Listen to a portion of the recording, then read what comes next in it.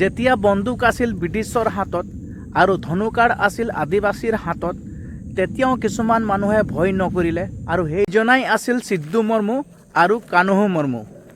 আদিবাসী সমাজৰ সেই দুজন নায়ক, যি ক'লে আমাৰ মাটি আমাক লাগিবই।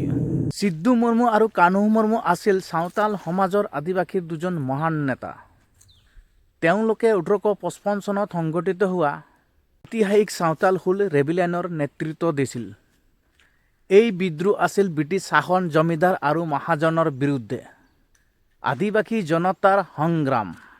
1855 চনৰ আজিৰ ঝাৰখণ্ড ভোগনাডি গাঁও, এইখনেই আছিল চাওতাল আদিবাসী সমাজৰ হৃদয়।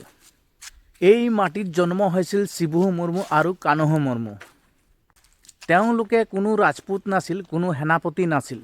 তেওঁলোকে আছিল আদিবাসী সাধাৰণ কৃষক। কিন্তু অন্যায়ৰ বিৰুদ্ধে তেওঁলোকৰ সাহস আৰু বীৰত্ব। ব্ৰিটিছ শাসনৰ সময়ত চাওতাল সমাজে সহিবলগীয়া হৈছিল ভয়ংকৰ শোষণ। জমিদাৰে মাটি কাঢ়ি লৈছিল, মহাজনে ঋণৰ নামত জীৱন ধ্বংস কৰিছিল। খাজানা, জৰিমনা, অত্যাচাৰ একেলগে আদিবাসী মানুহ খেতি কৰা মাটিতে তেওঁলোকে পৰাধীন হৈ পৰিছিল। এই অন্যায় দেখি সিদ্ধু কানুহে বুজি পাইছিল, এই অত্যাচাৰ আৰু সহিব নোৱাৰি 1855 চনৰ 30 জুন ভোগনাডিহত হাজাৰ হাজাৰ চাওতাল লোকে একত্ৰিত হয়। সিদ্ধু কানু জনতাৰ আগত ক'লে, ব্ৰিটিছ শাসন আমাৰ নহয়, এতিয়া সময় আহিছে অন্যায়ৰ বিৰুদ্ধে যুঁজ দিয়া।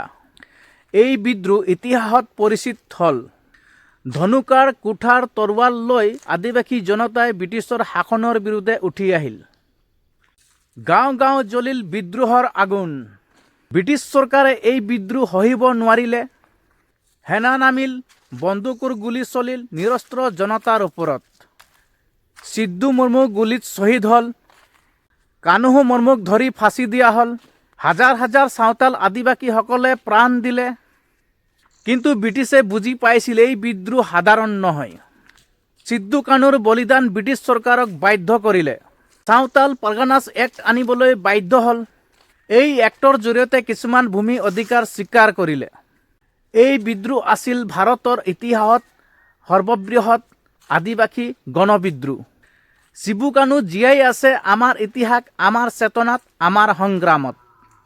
তেওঁলোকে শিকাই যায় অস্ত্ৰ ডাঙৰ নহয়, সাহস ডাঙৰ হ'লে অন্যায় কেতিয়াও জিকিব নোৱাৰি।